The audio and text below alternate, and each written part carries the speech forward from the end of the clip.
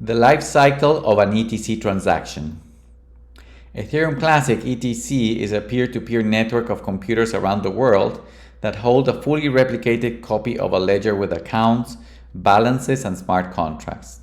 To change the state of accounts, that is, to move money from one account to another, or to interact with smart contracts, the network is constantly receiving transactions sent by users worldwide. When a transaction is sent to any node in ETC, it immediately retransmits it to the rest of the network to ensure that all nodes receive it. This happens within milliseconds. Of all the nodes, a subset are what are called miners, and these machines are the ones that do the work in proof of work to produce blocks, including these transactions into the blockchain, which is the name of the replicated ledger. So the questions are, what happens when a transaction is sent to ETC? When is a transaction accepted by the network? When is a transaction final or secure? Plain transactions. There are two kinds of transactions that users typically send to ETC using their wallets. Plain transactions or Dapp or Web3 transactions. A plain transaction is usually to just move ETC from one address to another. The way it works is as follows. 1. The user enters the amount to send and the receiving address in the wallet app he or she is using and presses send.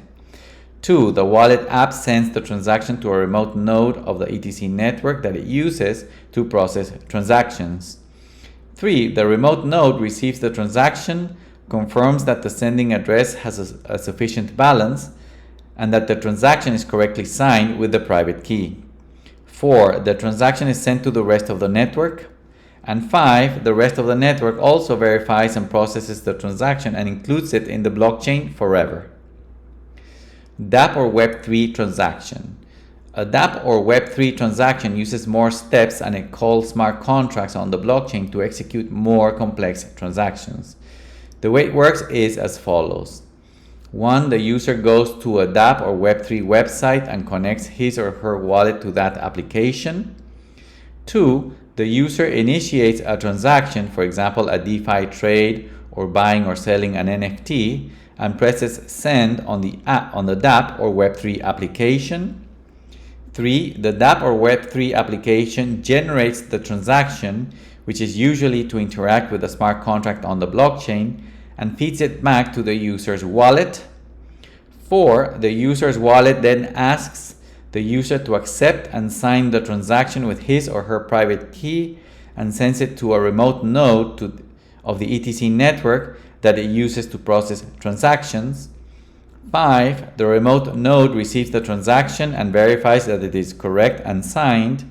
6. The transaction is sent to the rest of the network. And 7. The rest of the network also verifies and processes the transaction and includes it in the blockchain forever.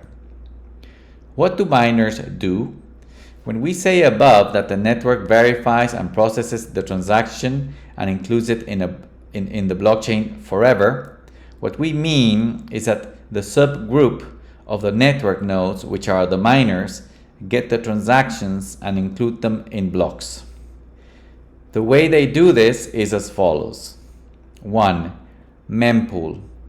All the new transactions are accumulated in a pool of unprocessed transactions called the mempool, which stands for memory pool. 2. Proof of work. Miners grab as many transactions as they can, which pay the highest fees. This is why it is important to send transactions with the correct gas fees, create a batch, and then hash them. 3. Block. After doing a lot of computational work and spending a lot of electricity, they stamp the batch of transactions with a cryptographic hash and create what is called a block of transactions. 4. Network. When they have the block ready, then they immediately send it to the rest of the network for verification and full replication in all nodes of the system. How can I know if a transaction is included in the chain? When any transaction sent by a user goes through all the steps mentioned above, then it will be recorded in the blockchain forever, as said before.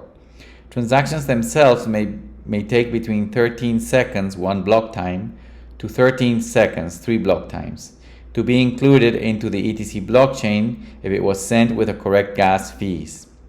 This is because miners create blocks in ETC every 13 seconds, and sometimes the full replication and inclusion of a transaction into a block may take between 1 to 3 blocks. If a transaction has very low fees, or if there is a lot of traffic in the network, it may take longer. Once transactions are processed, users may check if they were included into the network by going to an ETC block explorer, such as Block Scout. In the image above, you may see a sample transaction on Block Scout, the main ETC explorer. You may check it out by going to the following link. The different risks of senders versus receivers. In an economic transaction, when sending money from one address to another in ETC, the one usually bearing the risk is the receiver. This is because the transaction may have been sent, but it may be uncertain when it will finally be included into the blockchain. If the sender entered the correct gas fees, if it was included in a finalized block or a stale block, also called uncle block, or if it may be reversed by a 51% attack. To know more about how to calculate these risks and when to rest assured that a transaction is final, please see our next post entitled "What is a good number of block confirmations?", which will be published after this one. Thank you for watching this Ethereum Classic video. To learn more about ETC, please go to ethereumclassic.org.